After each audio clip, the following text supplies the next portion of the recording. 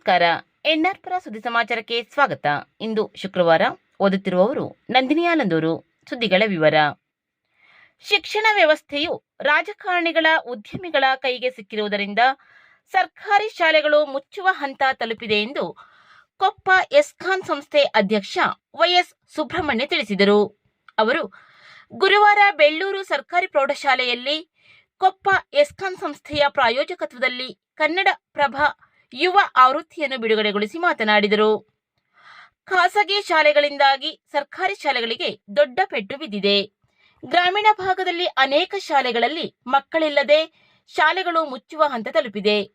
ಪಠ್ಯದ ಜೊತೆಗೆ ಮಕ್ಕಳಲ್ಲಿ ಸಾಮಾನ್ಯ ಜ್ಞಾನವೂ ಸಹ ಬೇಕಾಗುತ್ತದೆ. ದಿನಪತ್ರಿಕೆಗಳನ್ನು ಪ್ರತಿನಿತ್ಯ ಓದುವುದರಿಂದ ಮಕ್ಕಳಲ್ಲಿ ಜ್ಞಾನ ಹೆಚ್ಚಾಗಲಿದೆ.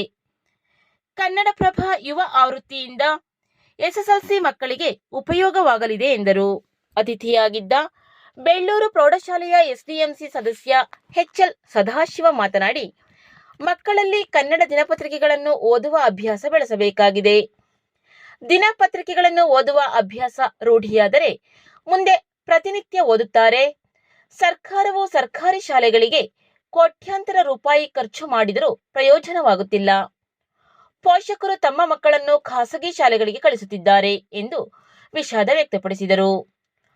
ಕನ್ನಡಪ್ರಭ ಪತ್ರಿಕೆಯ ವರದಿಗಾರ ಎಡೆಗೆರೆ ಮಂಜುನಾಥ್ ಪ್ರಾಸ್ತಾವಿಕವಾಗಿ ಮಾತನಾಡಿದರು. ಶಾಲಾ ಮುಖ್ಯೋಪಾಧ್ಯಾಯಿನಿ ಸುಧಾ, ಸಭೆಯ ಅಧ್ಯಕ್ಷತೆ ವಹಿಸಿದ್ದ ಬೆಳ್ಳೂರು ಸರ್ಕಾರಿ ಪ್ರೌಢಶಾಲೆಯ ಎಸ್ಡಿಎಂಸಿ ಅಧ್ಯಕ್ಷ ಆರ್ ವೆಂಕಟರಮಣಯ್ಯ ಮಾತನಾಡಿದರು. ಅತಿಥಿಗಳಾಗಿ ಕೊಪ್ಪ ಎಸ್ಕಾಂ ಸಂಸ್ಥೆಯ ಆಡಳಿತ ಮಂಡಳಿಯ ನಿರ್ದೇಶಕ ಹಾತೂರು ಕೃಷ್ಣಮೂರ್ತಿ ಉಪಸ್ಥಿತರಿದ್ದರು. ಇದೇ ಸಂದರ್ಭದಲ್ಲಿ ಕೊಪ್ಪ ಎಸ್ಕಾನ್ ಸಂಸ್ಥೆ ಅಧ್ಯಕ್ಷ ವೈಎಸ್ ಸುಬ್ರಹ್ಮಣ್ಯ ಅವರನ್ನು ಸನ್ಮಾನಿಸಲಾಯಿತು. ಶಿಕ್ಷಕ ಅನಂತ ಪದ್ಮನಾಭ ಕಾರ್ಯಕ್ರಮದಲ್ಲಿ ಸ್ವಾಗತಿಸಿದರು. ಕಾವ್ಯ ವಂದಿಸಿದರು.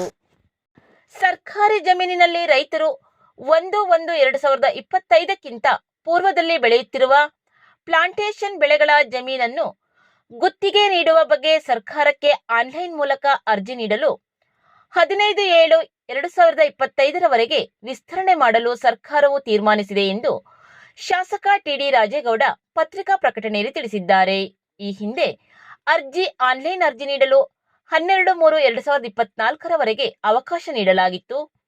ನಂತರ ಈ ಅವಧಿಯನ್ನು 31/12/2024 ವಿಸ್ತರಿಸಲಾಗಿತ್ತು.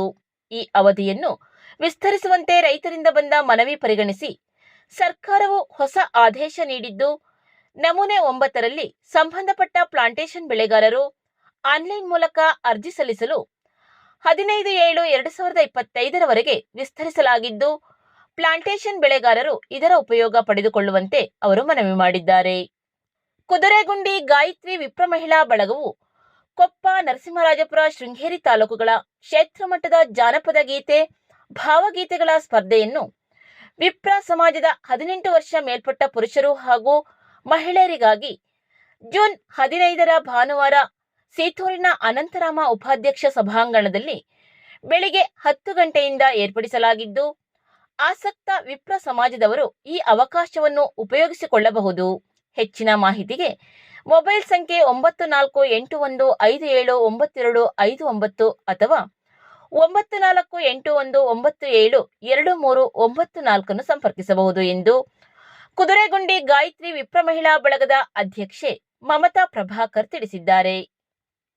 ಬಾಲಕಾರ್ಮಿಕರ ವಿರೋಧಿ ದಿನಾಚರಣೆಯು ಪಟ್ಟಣ ಪಂಚಾಯಿತಿ ಸಭಾಂಗಣದಲ್ಲಿ ಗುರುವಾರ ನಡೆಯಿತು. ಈ ಸಂದರ್ಭದಲ್ಲಿ ಪಟ್ಟಣ ಪಂಚಾಯಿತಿ ಅಧ್ಯಕ್ಷೆ ಮಾತನಾಡಿ, ಬಾಲಕಾರ್ಮಿಕರನ್ನು ಕೆಲಸಕ್ಕೆ ಸೇರಿಸಿಕೊಂಡರೆ ಅಂತಹ ಅಂಗಡಿ ಅಥವಾ ಹೋಟೆಲ್ ಮಾಲೀಕರ ಮೇಲೆ ದಂಡ ವಿಧಿಸಲಾಗುವುದು. ಬಾಲಕರ ಶಿಕ್ಷಣಕ್ಕೆ ಉತ್ತೇಜನ ನೀಡಿ ಅವರನ್ನು ಶಾಲೆಗೆ ಸೇರಿಸುವ ಜವಾಬ್ದಾರಿ ಎಲ್ಲರ ಮೇಲಿದೆ. ಬಾಲಕಾರ್ಮಿಕ ಕಿಶೋರಿಯರನ್ನು ಸೇರಿಸಿಕೊಂಡು ತಯಾರಿಸಿದ ಯಾವುದೇ ವಸ್ತುಗಳನ್ನು ನಾವು ಬಳಸದಂತೆ ತೀರ್ಮಾನ ತೆಗೆದುಕೊಳ್ಳೋಣ ಎಂದು ಪಟ್ಟಣ ಪಂಚಾಯಿತಿ ಲೆಕ್ಕಾಧಿಕಾರಿ ಉಷಾ ಪ್ರಮಾಣ ವಚನ ಬೋಧಿಸಿದರು. ಈ ಸಂದರ್ಭದಲ್ಲಿ ಪಟ್ಟಣ ಪಂಚಾಯಿತಿ ಉಪಾಧ್ಯಕ್ಷ ಉಮಾ, ಮುಖ್ಯಾಧಿಕಾರಿ ಆರ್ ವಿ ಮಂಜುನಾಥ್, ಕಂದಾಯ ನಿರೀಕ್ಷಕ ಎಲ್ ವಿಜಯಕುಮಾರ್, ಕಚೇರಿಯ ಎಲ್ಲಾ ಸಿಬ್ಬಂದಿಗಳು ಉಪಸ್ಥಿತರಿದ್ದರು. ಕೆಲಸ ಮಾಡುವ ಸ್ಥಳದಲ್ಲಿ ಯಾವುದೇ ಬಾಲಕಾರ್ಮಿಕರು ಕಂಡು ಬಂದಲ್ಲಿ ನೇಮಿಸಿಕೊಂಡ ಮಾಲೀಕರು ಹಾಗೂ